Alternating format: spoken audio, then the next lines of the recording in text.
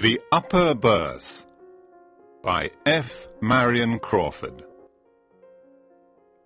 Chapter 1. The Mystery of Cabin 105. We were all tired after a long dinner one evening, but nobody wanted to go home. Then somebody shouted, "Bring the cigars!" It was Brisbane, a big, strong man.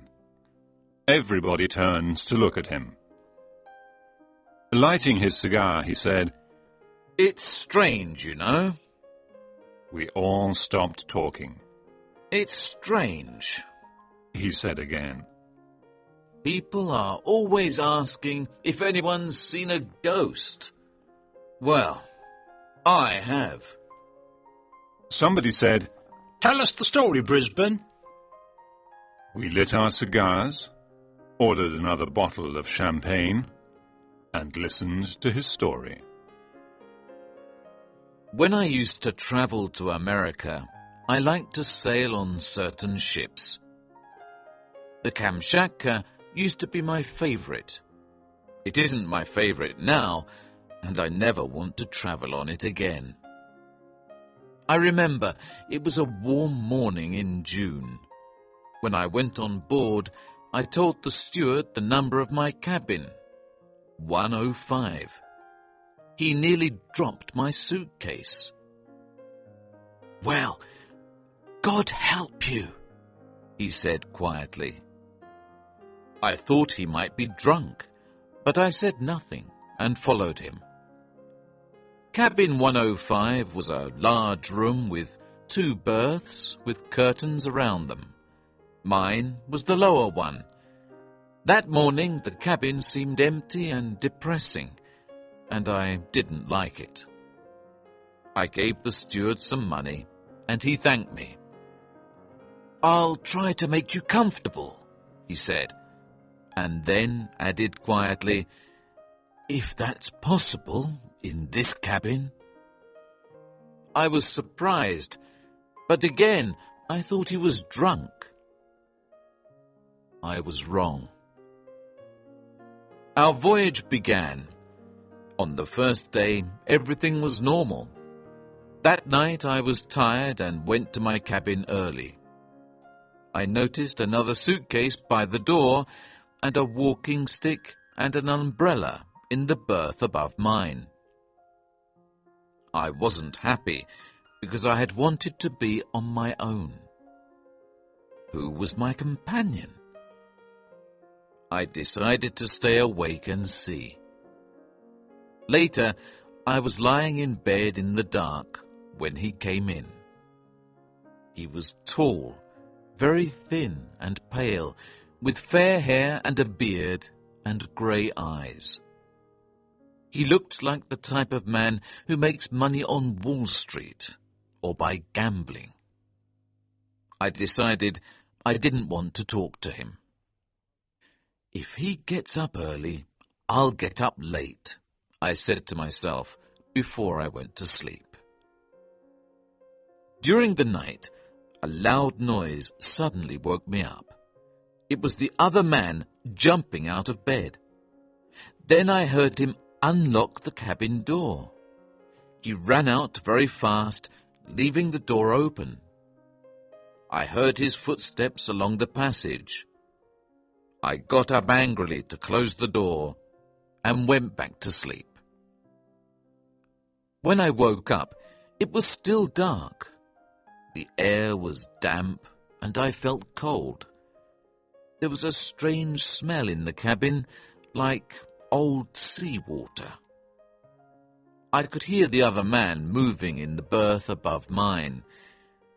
So, he's come back, I thought. Then he made a low sound of pain, and I thought he was feeling seasick. Then I fell asleep.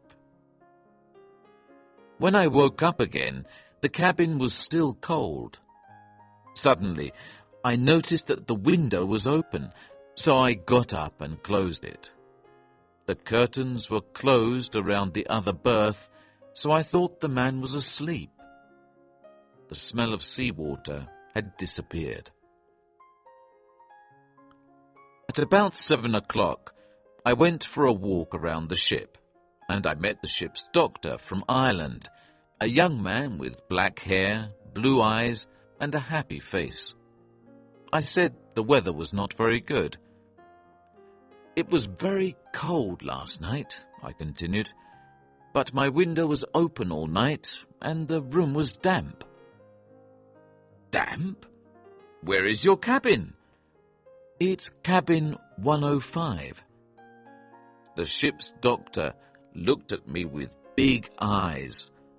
I asked what was the matter. "Oh, nothing," he answered. "Well, I'll tell you. Everybody has complained about that room on our last 3 trips." "Good. And I'm going to complain too. But I believe there's something... no, I mustn't frighten you." "Oh, you won't frighten me. If I get a bad cold, I'll come to you."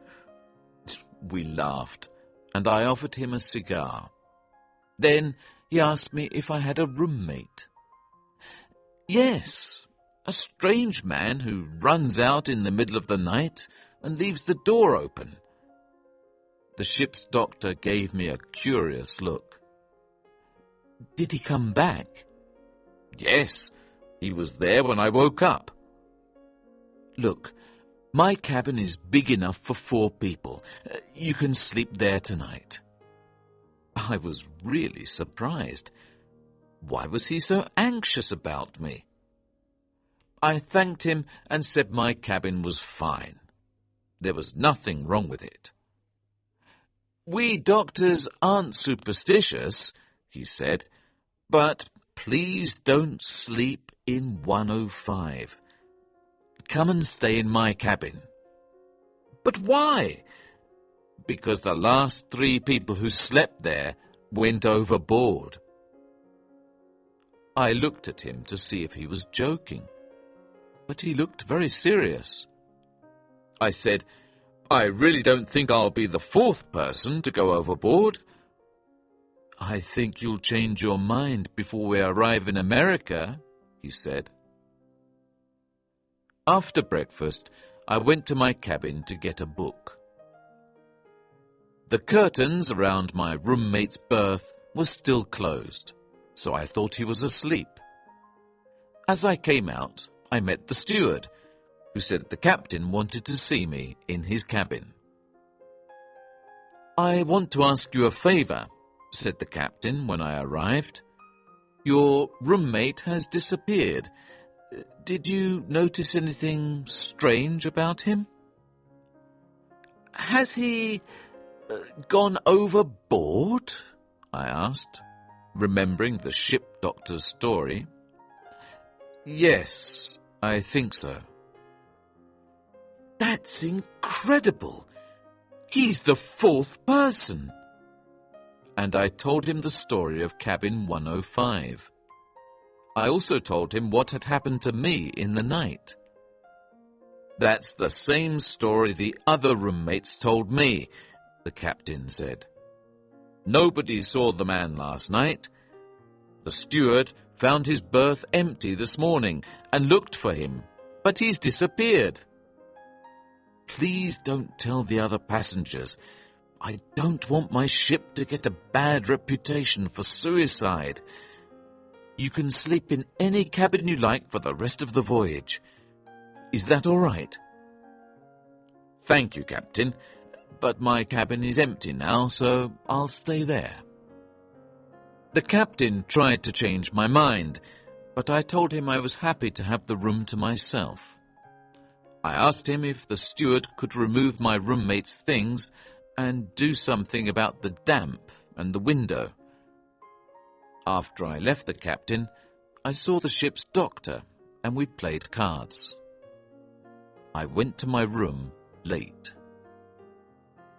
Chapter 2. The Cabin of Terror. In my cabin, I thought of the tall man, now dead somewhere in the ocean, and I opened the curtains around his berth. It was empty. Suddenly, I noticed that the window was open and secured with a hook. Angry, I went to look for the steward. I showed him the window. "Why is it open?" I shouted. "I'll report you to the captain." The steward was frightened, and he closed the window. "Nobody can keep this window closed at night, sir. Look, is that locked or not? You try it and see, please."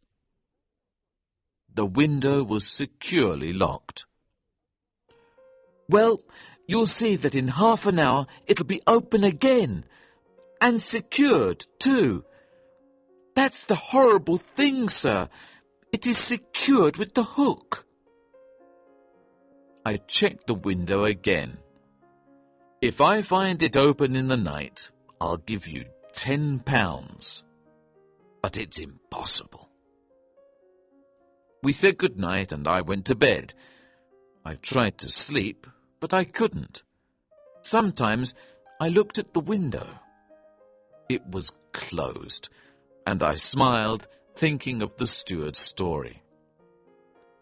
As I was falling asleep, I suddenly felt some cold air and sea water on my face.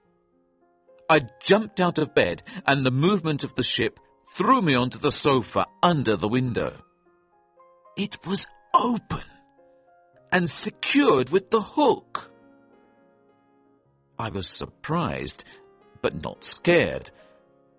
I closed the window and locked it. Then I stood watching it in the dark cabin.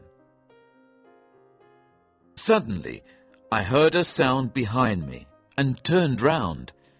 A sound of pain came from the berth above mine. I opened the curtains and put my hands in. There was somebody in it. The air was very damp, and there was a horrible smell of old seawater. I touched a man's arm. It was wet and as cold as ice. As I pulled it, the thing came towards me, a soft, wet, heavy thing, and it fell against me.